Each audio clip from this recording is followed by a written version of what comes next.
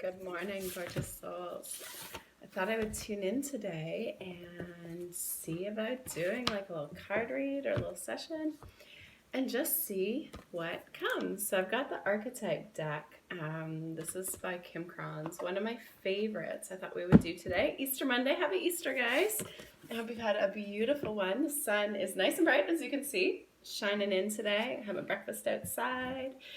All the flowers are coming out. It just feels good. The spring energy, the rebirthing energy, all of it. It feels very aligning and just like, yeah, it's time. It's time. So let's do a little read and see what comes in for you, the viewers, if you are watching and tuning in.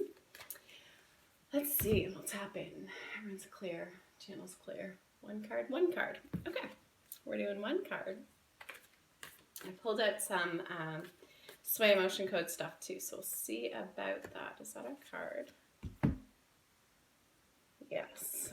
Okay. Ooh, the Hunter. That's an interesting one. I like getting this card. I've got this one many times in my life before. It's been a powerful one for me. And yeah. So when I do card reads, I often ask whoever is having their cards read to look at what they see within the card. So like you can look at the light source, where it's coming from here, see that gold, that yellow shining out onto like the black and white. You can see the horse is also coming out of some darkness, the lines that are there, the black background. And just notice what you notice. You know, the analogy of the dark horse as well. Kind of interesting. It's a little darker ground underneath, a little lighter up top. There's a lot of white right in front of them. So just kind of seeing what you notice with that. It's card 9. Okay, so you're just feeling in. You're just kind of feeling in with that, seeing what intuitively you feel. Okay, so I'll hold it up more. Hopefully I got this in good shot. Yes. Okay. The hunter, the seer, the pursuer, the predator. The hunter hunts. They're on a precise mission with an aim. To return home empty-handed would be to fail, which is not an option in the hunter's eye.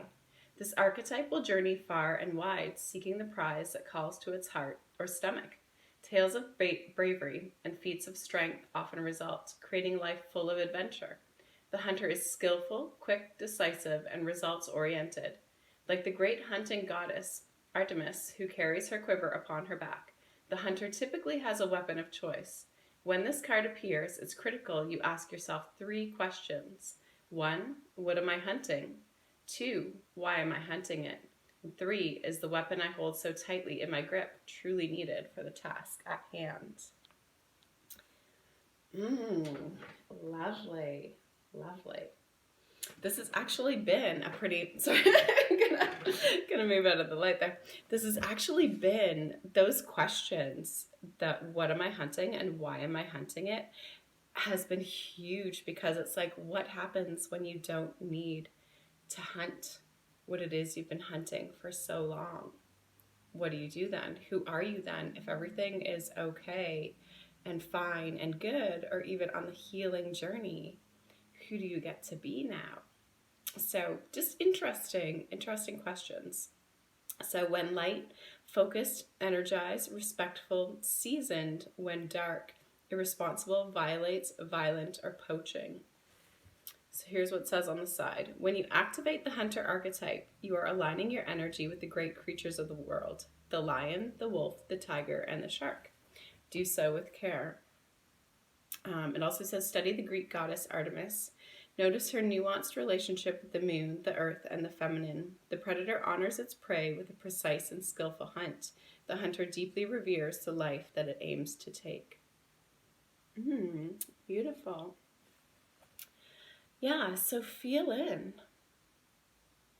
Feel in, and with card reads, again, not every piece is going to speak to you. There'll be like little tidbits in there that kind of jump out and have some meaning, and then other pieces you'll be able to kind of just like let go of. So intuitively you'll know, even if you're like, oh, I don't want that. Intuitively you'll know, and it's there to serve you, right? It's there to serve you. It's there to assist you. It's there to hold you. It's there to guide you. It's there to give you little pieces of insight. So beautiful, beautiful, beautiful. And then let's also see, we're going to do that. Yeah, we're also going to tap in today with our, it's the emotion code chart, but it's altered from regular emotion code. It's, yeah, ways I've been taught. And then also I've started, I haven't started, it's just naturally started to blend with the channeling that I do. So it's a blend of many modalities. That's just me now. So I can't really call it rightfully emotion code anymore, but that's the basis of the chart I'm kind of starting from. Okay, let's see. Yeah, good stuff. Okay, so yeah, bringing that energy home. So take a moment and just call your energy home as well into that deep, sacred heart. Just nice, deep breath. Feel your seat on the chair or your feet on the floor, or if you're leaning on something, feel that grounding energy. Just breathe it out from Mother Earth and into you. You can breathe that energy in from the universe into you. And then just feel that solidness and that beauty inside your body in your own unique way. And that's where this beautiful reading energy is going to be coming from today, is a sacred heart. Okay, that's the energy that holds us. Lovely. So present time, yeah, for everybody. No, it's not trapped emotion, it's not belief. Something emotional, but not trapped emotional. Something emotional, okay. We may get more as we go. 2 things. Ooh, throw in my pen. Forlorn to cheerful. So that's not a word we commonly use, or at least it's not a word I commonly use. It means miserable, sad, and lonely by reason of abandonment, desolation, emptiness, hopelessness, or forsaken. Yeah, it can also be like just feeling worn down, like you've had enough, like you're exhausted, like you're just tired, right? And it could be like tired from the hunt. Like, is there something you've been hunting for a long time that like you're just done, but somehow it's attached to your ego, or not even ego, but somehow it's just attached to like how you've known life. But maybe you're so ready to be done with that hunt. Maybe you're ready to be done with that chase. And who do you get to be when you set that weapon down, or decide to take on a new mission, or have no mission potentially and just be? So that's interesting. So look at what things are maybe draining your energy. Look at what things leave you feeling exhausted. Look at what things, even if they are beautiful, are draining you. So for an example, I can tell you like about exercise, because I've been in every facet of the exercise world and energy, and you know, I've been in places where like I needed that exercise to be able to move through my emotions, to move through my energy, and yet it was so demanding on my body. I was doing too much of it. It became unhealthy, but I didn't kind of know how to stop. And I think that can really happen very easily with people with fitness. Or another example could be like a nutrition program. You could be eating all the right things, but if inside the mental chatter is not necessarily loving, it's a little like self-depreciating, then again, it's like that double-edged sword, right? Like it helps, but it hinders. And so when we can come into these facets with love, with truly listening to our body, with tapping into our sacred heart, is today a good day to exercise? You know, is this a food that aligns with who I am today, and feeds and nourishes not only my body, but my soul and my heart? Am I doing so with love? And really watching those tiny nuances, because we can tell ourselves we're doing something with love when really we might not be. So look at those pieces. Those are just some examples. Like, look at those pieces. It could be work. It could be social media, it could be friends, and like this could be anything. Is there something that you're hunting or you're doing that is depleting, that maybe needs a rest or could use a rest? So, or use new energy behind it. Oftentimes I find shifting the energy behind things does kind of tend to have a little bit of a pendulum swing at first, but the pendulum swing doesn't need to be a long, big pendulum swing. It can be an over here and then neutral. And I think more and more we're learning just to come to neutral, but sometimes it does have to, back and forth a little bit until we land in that neutral place, because that neutral is balance, it's harmony, it's the yin yang, it's one and all, and it's love. So let's see what our second one is. And so with that cheerfulness, we're bringing in with forlorn. We're also bringing peace. We're also bringing in that sense of being able to be grounded, like I kind of talked about, like being in the heart. But when you're not chasing, when you're not hunting, when you're not lacking in something, there is a deep satisfaction and peace that just lets us be like,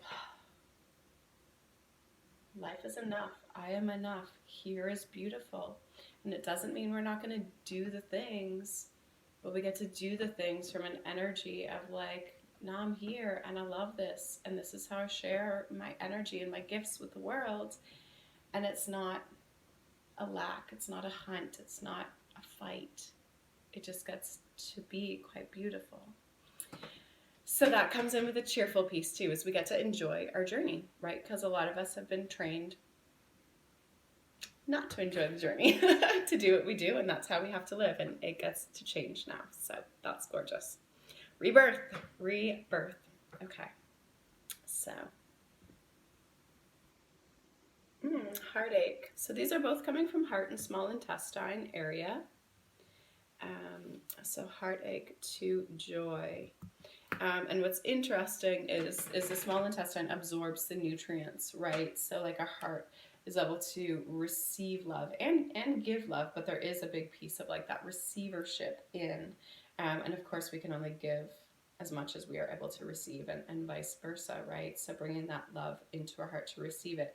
And then that small intestine area, like absorbing the beautiful nutrients from our food, but also like absorbing and being able to feel love and joy and calm and all these things, because of course, like when we're agitated or anxious, like our body goes into a stressed response. We don't like rest and digest is a nervous system that allows that absorption, right? If we're in stress and go and do, like we're not relaxed enough to absorb all the goodness. So it really is like shifting into that relaxed state so we can almost absorb the beauty of life and really be able to take it in and have that enjoyment. Because when most people come to me for one-on-one work, it's like, I just want to be happy. Like they might have things that, they know aren't going well in their life, but a lot of the times it's just like, I'm just not happy. I'm doing all the things, but like I don't feel satisfied, or whatever else. That's just a very common thing to hear. And so